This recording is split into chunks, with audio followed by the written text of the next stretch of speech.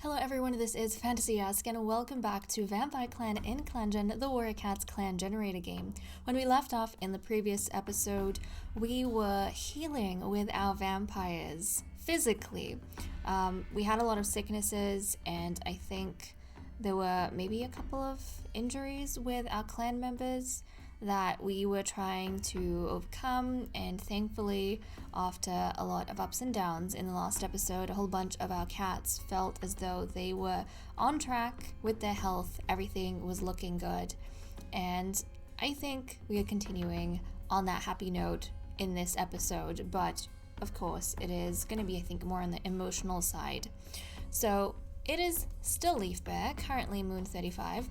Also guys, I went back into the older save files for the previous clans that we've done because I've been making some YouTube shorts lately, and I kind of figured out I think aesthetic that I like, and I'm gonna use it to probably keep track of all the kittens, like all the litters that we've had, and I've done a whole bunch, like I was working on it earlier today. I've done a whole bunch that I'll release daily over the next couple of weeks, but I'm thinking that'll be a good way for us to keep track of basically all of the litters we've had in the series. And I was getting a bit of a reminder as to, the cats that we've played and some of the stories that we've had, going back through the save files and trying to basically track down all the different cats in their family trees. Now, this is an interesting thing I noticed, but with the Luminous clan cats, even though it's been a little bit since I've played them, I don't know if it's because I played like 4 seasons, one after the other, or it's because I spent so long with them, but I almost remembered every single cat that I was going through. Whereas when I jumped to the Royal Clan save file, which Royal Clan hasn't even been that long, it was literally the clan I was doing before we started Vampire Clan. Guys, I was forgetting certain cats and their relationships to one another, and it was just downright embarrassing. Thankfully, by the time I finished with the litters that we've currently had in Royal Clan, I had gotten like a good idea of where we were at, but I'm gonna have to rewatch the last episode before I start the next season of Royal Clan, because it was downright shameful that I was forgetting these cats who I was spending time with like a handful of weeks ago. But I think it goes to show, we have so many characters that we work with and so many stories that we do, even within ClanGen, that when you don't spend consistent time with them, it is kind of easy to forget where everyone is up to and what we're doing. Even the situation we left off in was a bit hazy to me when I jumped in. I was like, wait, what's going on? It's just something, fascinating on my mind. Anyways, let us continue with Vampire Clan, something I am familiar with, something that doesn't require too much of brain power for me to understand. Also, sometimes I've noticed that I start working on autopilot. I don't know if you guys can pick up on it, but there are times when I start working on autopilot and I don't even know what I'm saying, but I just especially when I go into explanation mode, sometimes when I'm tired, autopilot takes over, and then when I'm listening back on my recording, I'm just like, where are you going with this? And somehow what I say makes coherent sense. But I've just noticed that. Okay, let's really quickly check up on the Leader's Den. Oh, we are allies with Gosma Clan, but we have 2 hostilities with Wind Clan and Day Clan. Okay, now let's go ahead and see what's been going on with the major events. The piercing war cries of Gosma Clan and Vampire Clan have turned into tired, lifeless mules, and the cats are glad as the war finally comes to a close. And I have noticed with the last couple of wars we've had that when our cats end the war, we tend to become allies with the vampire hunters, even if it's temporarily, but previously it was just neutrality, but we tend to become allies with them before things change and eventually go back to hostilities. But I don't know, I feel like it kind of shows maybe that Shivering Star is making a bit of an effort to kind of secure the ruins and relations with the ruins. and the vampire hunters that live in the mountains. Bluejay picks herself up out of her nest and begins the day anew, a fresh conviction in her heart. Master Burnleaf will always feel his grief, but time has softened it, at least a little. And Sunnytail was seen playing with a kitty pet over the border. The clan has encountered Crunchy, who is not a new cat. He's a half initiate, an initiate clan that we know about. But yeah, Bluejay and Burnleaf, guys, they are finally coming out of this well of sorrow that they have fallen into. And Vanel made a really good point in one of the previous videos that I think in the events, like, it must have been like either the episode on, actually no, it must have been a few episodes before, even the moon before, their daughter died, before Fire Ivy died. But Burnleaf and Bluejay were spending time together strategizing on how to chase a predator away from the territory on one of their patrols. And Vonel was saying that maybe these two were actually strategizing about how to like keep the vampire hunters away, because the hunters do count as a predator to the vampires, right? And so that must be one of the reasons why they don't really blame Shivering Star, but instead they blame themselves, and why they were so deeply sad, because they couldn't do enough to keep their family safe. They couldn't do enough to keep the vampire hunters away, and in the end, Fire Ivy ended up giving her life to protect her mothers. So, an interesting thing that I didn't even consider, like I didn't even think of that connection, but there we go. It does make a whole lot of sense then why Fire Ivy's brother, Sunnytail, also wasn't really blaming Shivering Star. He was more mad at the vampire hunters themselves. Okay. Now, in the medicine cat den, Bluejay was given Juniper as treatment for grief-stricken, and then she overcame her grief. Burnleaf was given Juniper as treatment for grief-stricken. He overcame his grief. Hazel Pelts could not find any herbs this moon. Let's check up on our relationships. Bluejay nearly tripped but was caught by Pine Kit, a little one. Bluejay hears Fawn Kit laugh at a clanmate's joke even though it was lame. A clanmate claims that Master Burnleaf and Pine Kit were sharing tongues. Master Burnleaf helps Ibis Kit with something she was struggling with. Twilight Fade and Master Burnleaf share their prey with one another every day. Twilight Fade got a bunch of cats out for morning stretches and they didn't like it. Twilight Fade and Sunnytail are assigned the same task. Grandmaster Shivering Star always tries to get on patrols with Owlfeather. Quiet Flight got a weird look on her face when Grandmaster Shivering Star approached her. We know that they have a very complicated relationship.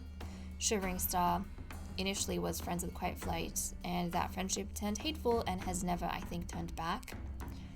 Light Song talks to one of Ibis Kit's friends and begins to understand why others like her. Pine Kit admits a mistake to Quiet Flight and asks for forgiveness.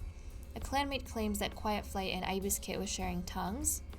Grandmaster Shivering Star doesn't judge Hazel Pelts for being anxious about a bad dream. Hazel Pelt and Light Song drink from the same puddle.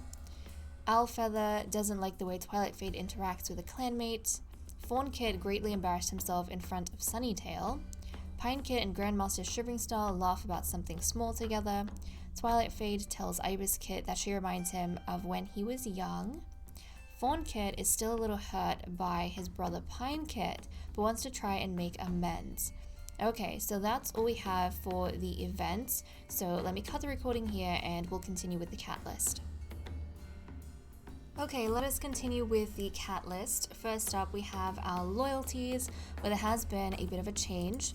So, Quiet Flight is no longer a loyalist to Shivering Star.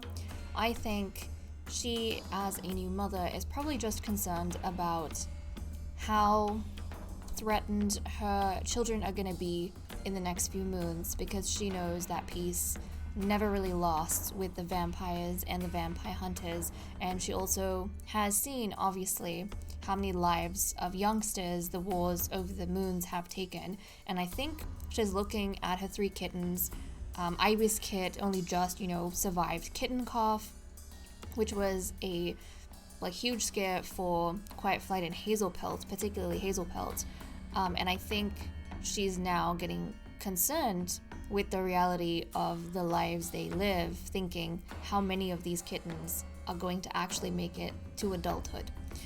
And I think because of that, she's become wary of Shivering Star and his troublesome nature, because she's stressed and concerned for the lives of her kittens. So there is that. In terms of relationships, I only noticed one thing that kind of stood out to me, and that was with Burnleaf, Master Burnleaf, who I think has had a romance gain with Twilight Fade, and we know that earlier today they were sharing prey with one another, or, apparently they've been sharing prey with one another every day.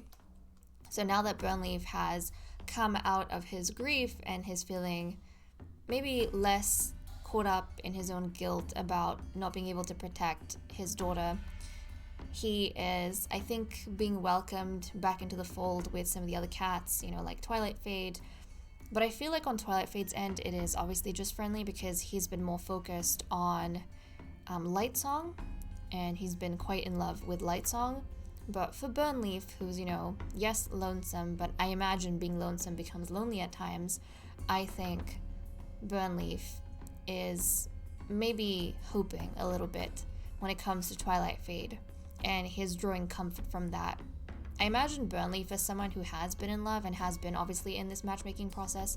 I think he maybe recognizes what Twilight Fade is going through with his mate, in that he probably just wants to focus on her and is not really going to be that emotionally involved with anyone else. But I think he's still drawing on his company for comfort. So there we go. Now let's go ahead, since we're not going to have the whispers with Twilight Fade and Lightsong, let's go and see what everyone's doing for the day. Grandmaster Shivering Star is hoping that he is leading his clan well. I think the efforts he makes to establish, even if it's brief, alliances following the end of a war, I think he's hoping that these small steps he's making is going to appease the vampires enough that they will think of him as hopefully a good leader. Master Burnleaf is thinking about how awful kitty pet food must taste. Hazelpelt is thinking about his life choices. Twilight Fade solves problem by starting them. Blue Jay missed a catch and is still sulking over it. The other thing with Twilight Fade, I don't know why, but I feel like he would use his troublesome nature to be a little bit flirty with Lightsong. Like he would actually cause troubles as a way to get her attention and have her help him or solve the problems for him, and kind of lean back and just watch her and get her to give him company. I don't know why I feel like Twilight Fade would be cheeky like that. Blue Jay missed a catch and is still sulking over it. Quiet Flight had a nightmare involving a two-leg trap. Lightsong wishes she could take the day off. Owlfeather saw a yappy little dog today. Sunnytail wonders if it's too late to become a Whisper. Okay, so he's intrigued by the role of Whisper. But the other thing is, he has, I think, a little bit of a crush on... who was it? He has a bit of a crush on Lightsong, and we know that Lightsong is currently mated to... Twilight Fade, who I was just talking about.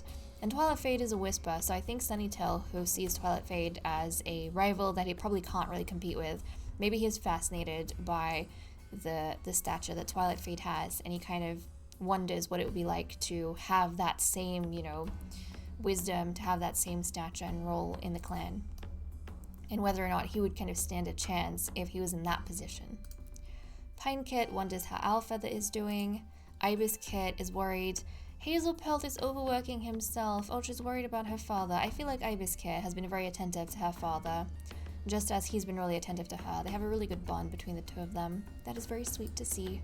And Fawn Kit has taken up the role of guarding the fresh kill piler from cats, wanting an extra piece, and is taking his job very seriously. So okay, that is all we have for the cat list. Let me cut the recording here and we'll continue with patrols. Okay, let us resume our patrols. Or resume with our patrols. We currently have 29.5 prey and we need 25 prey, so we don't have to worry about food, but if we don't have any hunting done, we might have to start worrying about food from the next moon. We'll send out Hazelpelt, our Nightstalker, first off. Let's see what he gets up to.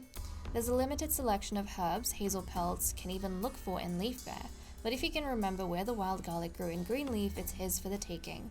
Proceed.